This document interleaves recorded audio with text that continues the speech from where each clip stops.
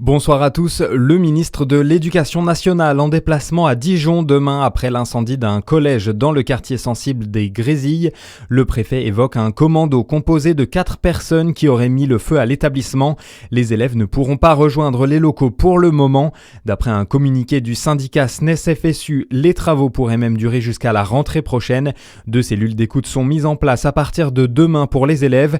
Les cours reprendront à distance jeudi et vendredi avant le début des vacances de Noël. Nouvelle manifestation pour L214 hier. Un groupe de militants s'est réuni devant un carrefour à École Valentin au nord de Besançon.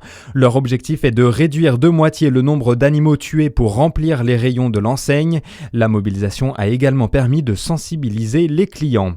L'actualité, c'est aussi le renforcement de la sécurité autour des lieux de culte juif dans votre région et partout en France.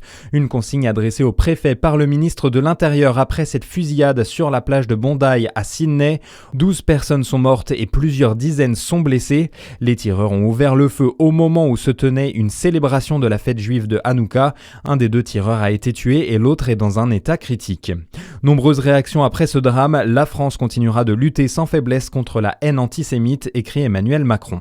Les salariés du Louvre en grève à partir de demain à l'appel de 3 syndicats. Ils demandent des créations de postes et de meilleures conditions de travail. Ils s'opposent aussi à l'entrée en vigueur au 1er janvier d'un tarif plus élevé pour les visiteurs venant de pays extérieurs à l'Union européenne.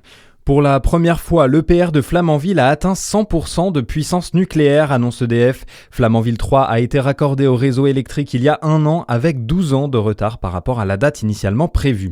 Et du basket enfin, l'élan Chalon bat Boulazac 90-74 hier soir. Les Chalonnais ont dominé leur rencontre. Lionel Godou est le meilleur marqueur de l'équipe avec 16 points marqués.